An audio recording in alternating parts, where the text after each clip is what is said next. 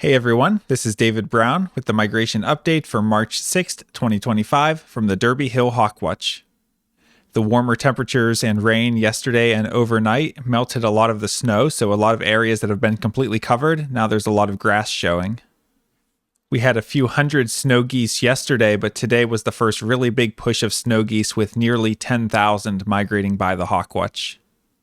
When you see snow geese migrating high overhead, they don't form the nice sharp V's that you see Canada geese form, but rather they make messier U-shaped formations.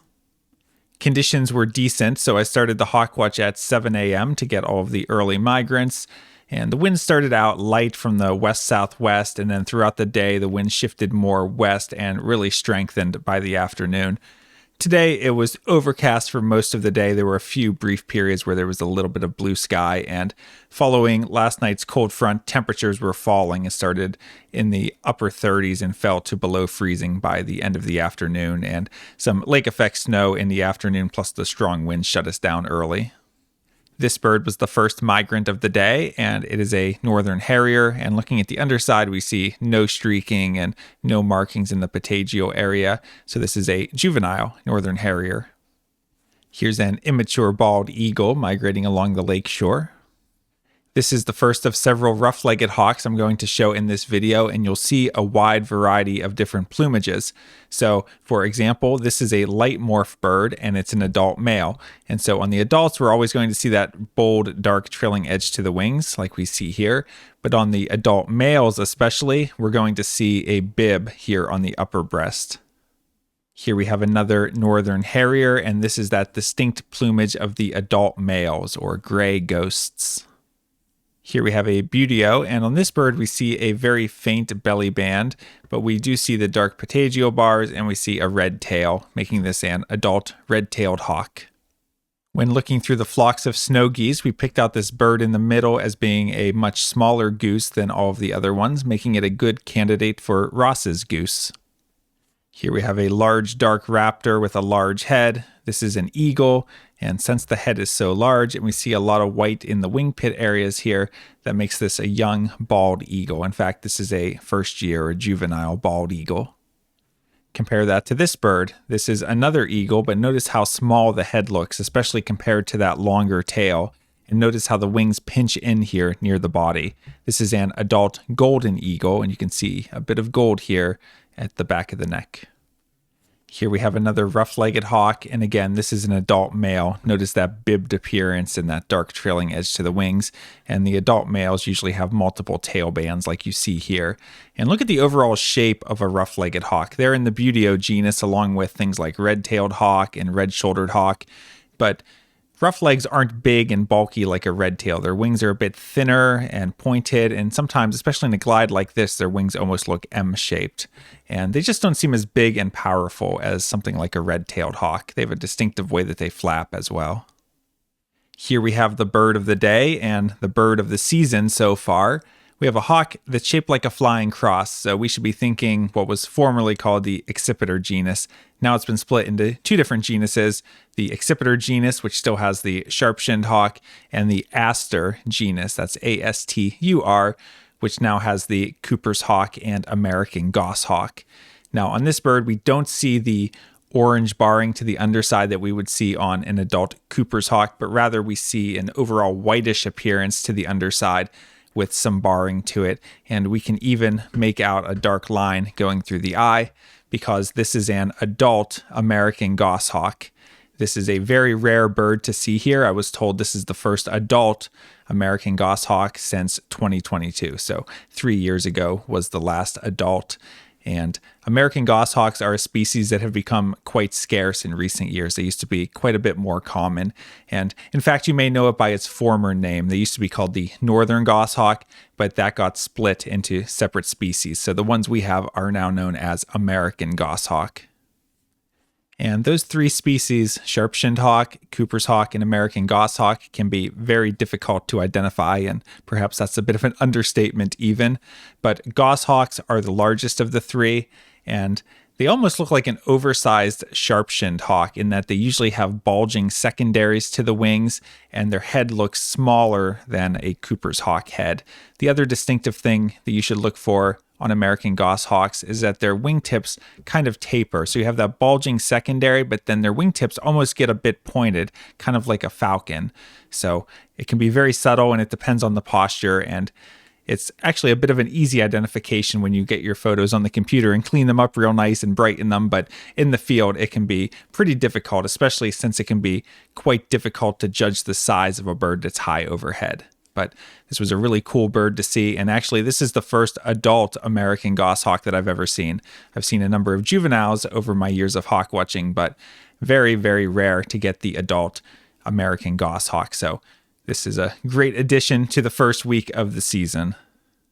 Here we have another bird that is surprisingly rare here at Derby Hill. This is a tundra swan, and I was surprised at how few they get here because at the Braddock Bay Hawk Watch near Rochester, it's not unusual to get hundreds of these in a day or even 1,000 or more in a day. So I guess they're more on the migration route, but I've been told that you could expect to get fewer than 10 tundra swans total here at Derby Hill. So a bit of a special bird to see. Here we have another large dark raptor with a relatively small head. This is another golden eagle, the second one of the day. Compare that to this bird, which could actually look quite similar in bad lighting, but this bird has an extremely small head because there's no feathers on it, and we see a very two-toned appearance to the underside with those silvery flight feathers in the wings. This is a turkey vulture, and it was actually the first migrating turkey vulture of the season. We've seen a couple over the past few days, but none of them had actually migrated past. So this was officially the first turkey vulture in the books for the 2025 season. Here's an adult bald eagle that flew by carrying some nesting material. I just spent all that time talking about American goshawks, so here's a nice adult Cooper's hawk for comparison. Again, notice that flying cross shape with long tail. On the Cooper's hawks, the outer tail feathers are shorter, and so you can see those shorter outer tail feathers here. So when they fan their tail, they get a rounded tail tip, but American goshawks can also show that. So it's not a huge help for distinguishing those two, but we do see all this orange barring to the underside of the body and wings, whereas the goshawk was much more silvery or white. And we can see that relatively large head sticking out here on the Cooper's hawk. Here's a hawk that we should all learn to identify well. Looking at the overall shape, we should be thinking buteo. We see a dark belly band and dark patagial bars, making this a red-tailed hawk. And we see that bold, dark trailing edge to the wings and the red tail, making this an adult red-tailed hawk.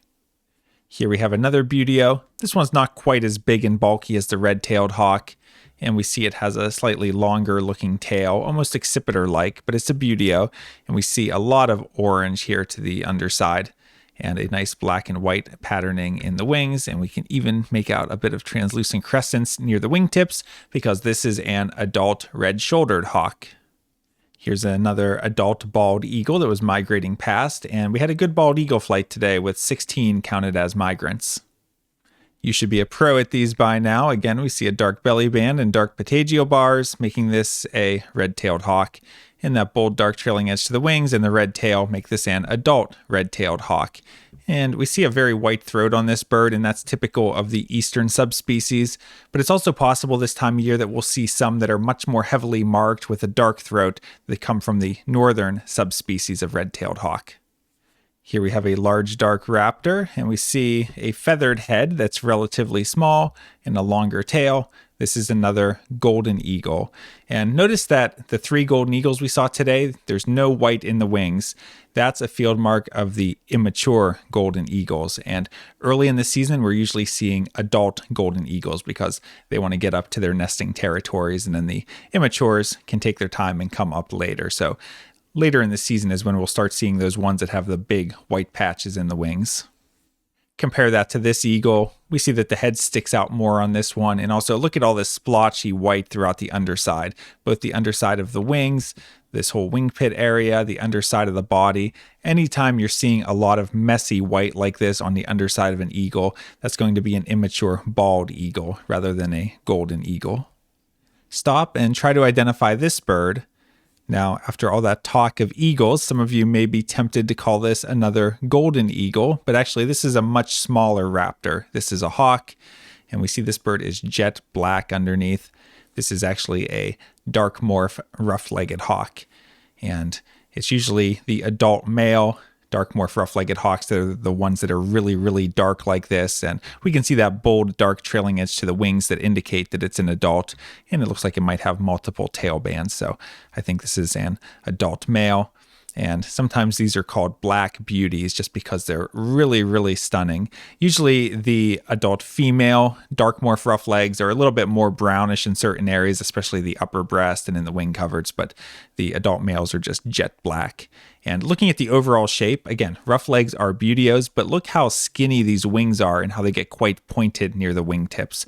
So much different shape than those big, bulky, red-tailed hawks that we see, and that causes them to fly a little bit different, and we can pick that up in the field. Here we have another rough-legged hawk. This one is a light morph, and on the light morphs you can see these dark squares here in the carpal region. That's a good field mark for rough-legged hawks, but again, notice that overall shape where the wings are a little bit skinnier with more pointed wingtips.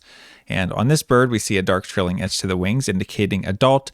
But I think this one's probably an adult female, although it's kind of messy looking to the underside. But you have that dark belly and not as much of a defined bib like we saw on the adult males, and only a single dark tail band. So this is probably an adult female light morph rough-legged hawk. This photo is a little bit more distant and you can't see the plumage as well, but it's another rough-legged hawk. And again, you can really get a sense of that shape. And notice on this one, especially how pointed the wingtips can look. That almost looks like a falcon wingtip, doesn't it? And looking at the plumage of this bird, it looks like it might be another adult male. Here's yet another rough-legged hawk, and this one's really interesting because it's not as dark as we would expect for a dark morph, but it's darker than we would expect for a light morph. So sometimes birds that look like this would be called an intermediate morph. Okay, I know you're probably getting sick of rough-legged hawks, so we'll move on to something that I know everyone enjoys, which is gull identification. Here we have a very small gull with pointed wingtips, and we can see that it has kind of an interesting pattern to the wingtips. You have just a dark black trailing edge to the wings, so different than we normally see on our ring-billed gulls and herring gulls. We see a dot behind the eye, we see a black bill, and we see some pinkish feet. This is actually a Bonaparte's gull, and the thing that made this bird so special today is it's really early to get a Bonaparte's gull. I was looking on eBird to see when they've been reported in past years, and it's usually either right at the end of March or beginning of April that the first Bonaparte's gulls are reported from Derby Hill. So cool species, not completely unprecedented to have them around here in the winter, but much earlier than we would usually see one moving through. Okay, I hear you. No more gulls. We'll go back to rough legs. One more. Black beauty, dark morph, adult male, rough-legged hawk. Well, we did have over 1,000 ring-billed gulls migrate through today, so maybe we should take a look at least one of them so we know how to identify them. They're larger than that Bonaparte's gull that we saw, but smaller than the herring gulls that they're going to be with. And the most distinctive thing is that they have a yellow bill with that black ring on it.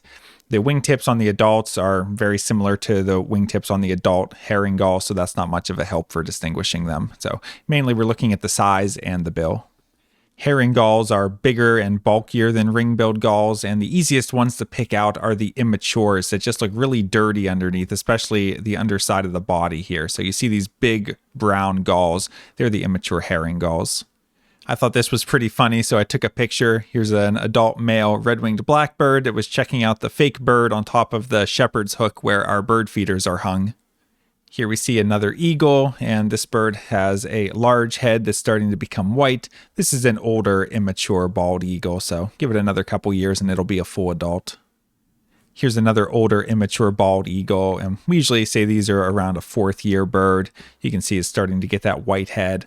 A lot of people say that this age of bald eagle has a head that looks like an osprey because you usually have that dark line through the eye.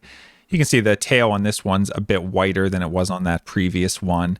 And looking at the underside of the wings, you can see it still has a lot of white markings, whereas a full adult would be completely brown. As the afternoon went on, the raptor flight really shut down as that wind shifted more westerly and became quite strong, and lake effect snow was moving in, and that eventually shut the countdown at 3 o'clock. I was happy to get back into the cottage because it had really become a bit of a blizzard outside. But I did enjoy seeing this little red squirrel braving the elements. Taking a look at the eBird checklist, today I had 54 species. 3 of those were new for the season. Those were Ross's goose, Bonaparte's gull, and American goshawk, bringing us to a total of 69 species for this 2025 season. And the past couple days were all about the crows and the red-winged blackbirds, but we had fewer of those today, but today was dominated by snow geese with nearly 10,000. We had over 1,000 Canada geese. We had over 1,000 ring-billed gulls as well. For crows, we didn't have thousands, but we still had 460, and we had about the same number of red-winged blackbirds, so much fewer than yesterday when we had around 8,000. And grackle numbers were decent again today with 45, but that will continue to pick up over the next few days and weeks. And taking a look at the hawk count report for our migrant raptor totals, today we had 7 turkey vultures, which were the first migrants of the season, 16 bald eagles, 3 northern harriers, 4 Cooper's hawks, 1 American goshawk, 1 red-shouldered hawk, 10 red-tailed hawks, 7 rough-legged hawks, and 3 golden eagles, for a total of 52 migrating raptors, by far the highest day so far this season. And that brings us to a season total of 90 migrating raptors. Taking a look at the forecast for both tomorrow and Saturday, it's looking like strong northwesterly winds. The count will be conducted from the south lookout, but really I wouldn't expect much to be happening at all, and parking is still limited, and it'll just be unfavorable conditions overall and pretty miserable, so probably good days to skip. Looking ahead to Sunday, the winds are slightly more favorable with west-southwest winds at 10 to 20. Calling for some snow showers, but as long as those aren't too extensive, we could get a bit of a flight on Sunday. We'll keep an eye on that as we get closer. All right, another great day of hawk watching here at Derby Hill. The raptors were great, with the biggest day so far this season, and a lot of non-raptors migrating as well. We had a couple rarities, and we had that stunning adult American goshawk. You can't beat that. And my friend Vid, who I know from Braddock Bay, visited today as well. And a few years ago, Vid built me this cigar box guitar. So I got to bring that out again to him today, and we were messing around with it a little bit. And definitely today was a day for celebration, but the next few days we might be singing the Derby Hill Blues as winter returns. From Lyco Birds, this is David Brown. Thanks for watching. The Derby Hill Blues.